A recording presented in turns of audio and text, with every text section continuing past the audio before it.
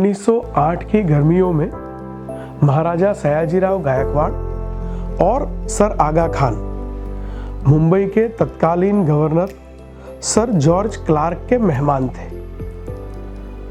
वे सभी पूना के governor house में रुके हुए थे। एक रात जब सभी आमंत्रित मेहमान अपने अपने कक्ष में चले गए, उस समय पूना के गवर्नर हाउस के दरबार हॉल के एक कोने में महाराजा साहब और सर आगा खान बैठकर काफी देर तक बातें करते रहे। इन दोनों की बातों के सारांश में से महाराजा सयाजीराव गायकवाड़ किस स्तर की राजनैतिक दूरंदेशिता रखते थे, इसका हमें प्रमाण मिलता है। सर आगा खान ने महाराजा सयाजीराव गायकवाड़ को पूछा कि महाराजा साहब, क्या आपको ऐसा लगता है कि भारत जिस पद्धति से क्रांतिकारी क्रांति का प्रयोग कर रहे हैं, इससे स्वतंत्र हो पाएगा? महाराजा साहब ने कहा कि इस प्रकार की क्रांति से जन चेतना पैदा होती है और जन चेतना के कारण विश्व तक एक संदेश पहुंचता है कि भारत के लोग अब अंग्रेज शासन से मुक्त होना चाहते हैं, अंग्रेज शासन से आजाद होना चाहते हैं। उन्होंने कहा कि जिस अंग्रेज राज्य में कभी सूरज अस्त नहीं होता, ऐसे अंग्रेज शासन के सामने ऐसा संघर्ष परिणाम दे सकता है क्या? महाराजा साहब ने कहा कि बिना संघर्ष के किसी भी प्रकार का परिणाम मिल पाना संभव नहीं होता।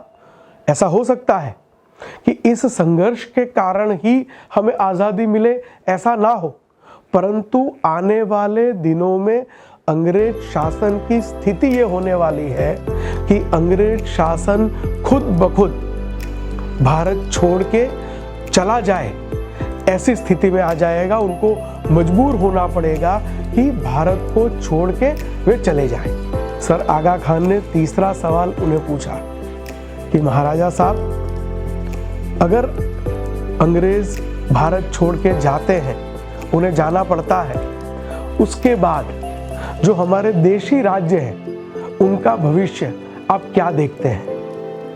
महाराजा साहब ने बहुत स्पष्ट रूप से कहा कि भारत की वर्तमान स्थिति में आज के जो देशी राज्य हैं, यह भारत को एक राष्ट्र बनने में सबसे बड़ी बाधा है और इन सभी देशी राज्यों को विलीन होना पड़ेगा और इन सभी देशी राज्यों को अपना अस्तित्व मिटाकर एक भारत राष्ट्र की दिशा में आगे बढ़ना होगा। सर आगा खान ने तुरंत उनकी आंख में आंख डाल के पूछा कि महाराज साहब, आप अपने राज्य का विलय कर देंगे क्या?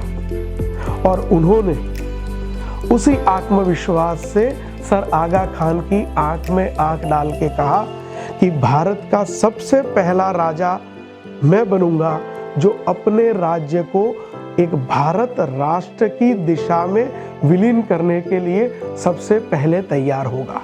मैं अपना राज्य विलीन करने को तैयार हूं, क्योंकि जब तक ऐसे देशी राज्यों का विलीनीकरण नहीं होगा, भारत एक राष्ट्र का स्वरूप कभी नहीं ले पाएगा और भारत एक राष्ट्र का स्वरूप ले, इस यज्ञ में सबसे पहली समिधा वडोदरा राज्य होगा।